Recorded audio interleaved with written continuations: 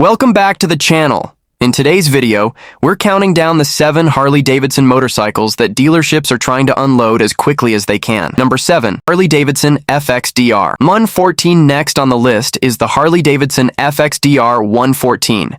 A bike designed as a bold move into drag-style performance that ended up becoming one of the hardest models for dealers to shift. With a price tag of $18,990, the FXDR was pitched as a cutting-edge, power-packed machine, but it failed to win over Harley loyalists. The FXDR is powered by the Milwaukee 8 114 engine, cranking out a strong 119 pound-feet of torque. This high-torque motor was supposed to be the FXDR's biggest asset, and on paper, it looked like a solid bet. But in the real world, its 240mm rear tire and wide build made urban handling a chore. Riders often complained about the awkward maneuverability in tighter city settings. When it comes to design, the FXDR leaned heavily into a sharp, modern aesthetic, complete with an aluminum swing arm and composite fenders. While the look was bold, it alienated fans of Harley's classic cruisers. The aggressive layout and forward foot controls also led to a riding position that many found uncomfortable for long distances. To make matters worse, the FXDR faced tough competition from bikes like the Indian Scout Bobber and Yamaha VMAX, which delivered similar looks and performance, often at a lower cost. That left the FXDR in a niche too small to sustain it. Dealers continue to wrestle with unsold FXDRs, a bike that serves as a reminder of an ambitious idea that didn't quite land. Think the FXDR's futuristic design was a misstep? Up next is a bike that leaned into Harley's heritage and performance, but still didn't manage to catch on. Number 6. Harley-Davidson Street 500. Kicking things off, we have the Harley-Davidson Street 500, a model originally meant to serve as the entry point for new riders into the Harley-Davidson family. But for many, it became more of a headache than a welcome. Launched at a price point of around $7,699, the Street 500 was introduced as an affordable, beginner-friendly motorcycle, tailored for new riders.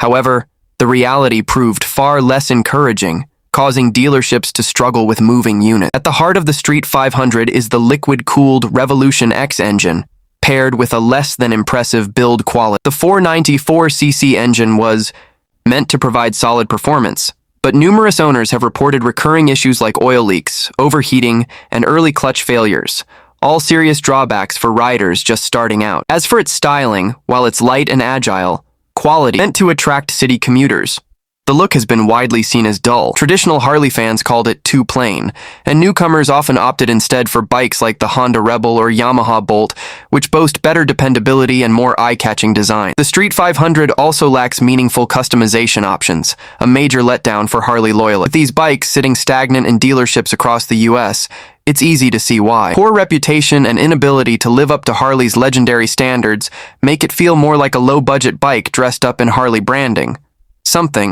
That's a tough pitch in any market, and if you think the Street 500 is having a rough time, just wait till you hear about the next bike, a model that aimed for performance with Harley DNA but completely missed the mark. Number 5.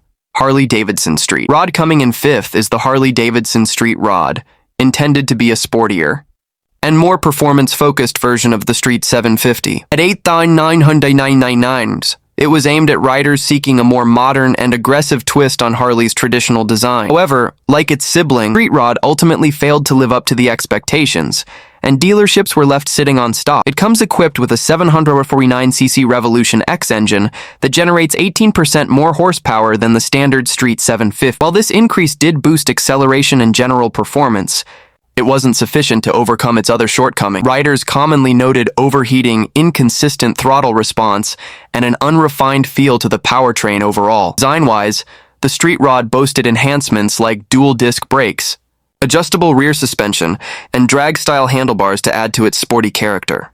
But those same upgrades compromised comfort. The higher foot pegs and compact chassis created a cramped riding posture that didn't sit well with taller or older riders, especially on long rides. Build quality posed another issue. Reports of rattling, panel misalignment, and subpar finishing made it hard for the Street Rod to earn its place as a premium Harley option. Coupled with a look that didn't appeal to either traditional Harley fans or younger sport bike lovers, the bike failed to build a loyal following. Despite its performance upgrades, the Street Rod found itself stuck between worlds, not quite sporty enough for real sport bike fans, and not classic enough for cruiser purists. Unsold units piled up, and the bike gradually slipped into obscurity. The Street Rod's mismatched identity raised eyebrows, Wait until you hear about the next Harley, a bike that tried to blend touring capabilities with urban friendliness and satisfied neither. Number 4. Harley-Davidson Heritage Classic Taking. Third place is the Harley-Davidson Heritage Classic, a bike that tries to mix old-school style with modern touring capability, but has struggled to lock down a clear fan base. Priced at $21,499, the Heritage Classic blends retro visuals with upgraded performance, yet still manages to sit stagnant. On many showroom floors, it's powered by the Milwaukee 8 114 engine, which churns out 119 pound-feet of torque. The 6-speed gearbox offers smooth shifting, and its chrome-heavy finish evokes vintage Harley charm. The problem lies in its identity. The leather saddlebags and classic aesthetic are a hit with traditionalists, but they tend to miss the mark with younger or newer riders who want sleeker, more contemporary looks. And while it handles long-distance trips well, it doesn't offer the tech-forward features found on higher-tier Harley tourers like the Road Glide or Street Glide. Another issue is Harley's crowded lineup. With plenty of great softails and touring bikes to choose from, the Heritage Classic often gets overshadowed. Riders seeking a bolder vibe might prefer the Fat Bob, while tourers usually opt for the Road King. In the end, the Heritage Classic doesn't quite satisfy either camp. Too retro for some, not advanced enough for others. Despite its charm and power, it struggles to carve out a solid place in the lineup. Next, let's take a look at a touring model that tried to go all in on performance, but ended up missing the mark with Harley's bait. Number 3. Harley-Davidson Dyna Switchback. Landing at number 4 is the Harley-Davidson Dyna Switchback, a motorcycle that aimed to combine cruiser cool with touring practicality. With a price of $16,499, the Switchback looked like a solid idea, but failed to find a strong audience. It came powered by the twin-cam 103 engine, which put out 102 pound-feet of torque for smooth highway riding. Its standout feature was its adaptability. It included removable saddlebags and a detachable windscreen, letting riders go from tourer to cruiser in minutes. But that very versatility proved to be a double-edged sword. As a cruiser, the Switchback felt too bulky compared to sleeker Harley options. Its rear end, widened to accommodate saddlebags, clashed with the streamlined look cruiser fans tend to prefer.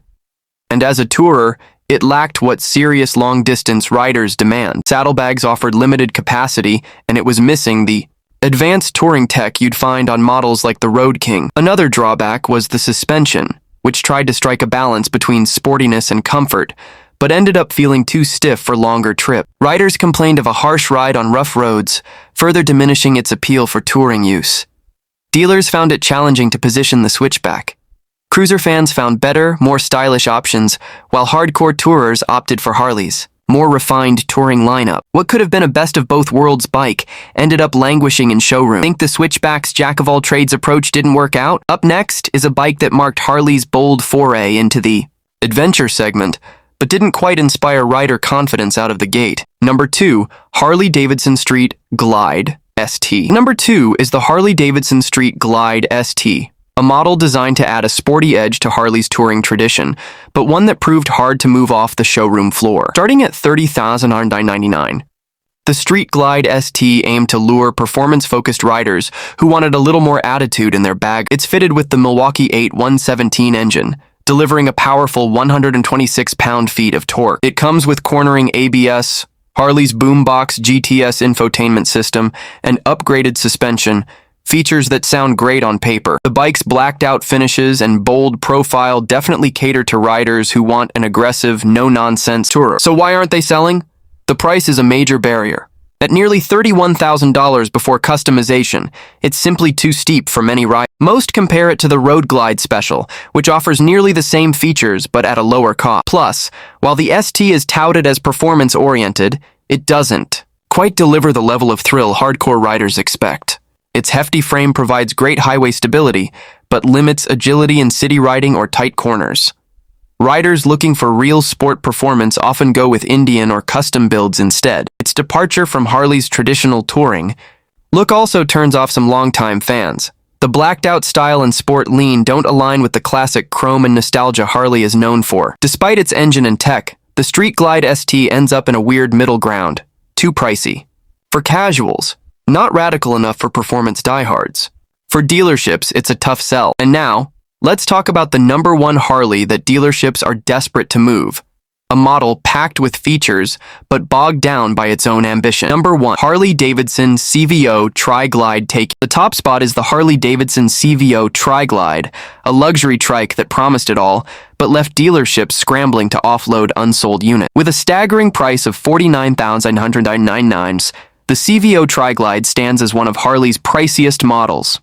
Despite its deluxe package, it's been a hard sell from the start. Powered by the Milwaukee 8 117 engine and offering 126 pound-feet of torque, the trike delivers steady power and touring comfort. Its three-wheel layout ensures stability, and features like heated seats, a boombox GTS infotainment system, and premium Daymaker LED lights round out the luxury. Custom paint exclusive to the CVO lineup gives it visual flair that certainly turns heads. But here's the issue. Its sky-high price tag puts it out of reach for many. Even those who can afford it often pass, finding its concept hard to get excited about. Traditional Harley fans usually prefer two wheels, while younger buyers lean toward more agile and versatile bikes. The bulk of the Tri-Glide also presents challenges in city environments and narrow roads where its size can be a liability. Add in high maintenance and insurance costs, and you've got a machine that feels more niche luxury than everyday practical. Dealerships also wrestle with the Tri-Glide's narrow appeal. Trikes are typically targeted at older riders seeking stability, but even within that group, the steep cost and over-the-top features can be a deterrent. Many instead choose more affordable options like the standard Tri-Glide. Ultimately, the CVO Tri-Glide is Harley's attempt to redefine luxury touring, but its lack of practicality and ultra-high cost have turned it into a tough sell. While it has the power and flash, its limited market keeps dealers looking for ways to move inventory.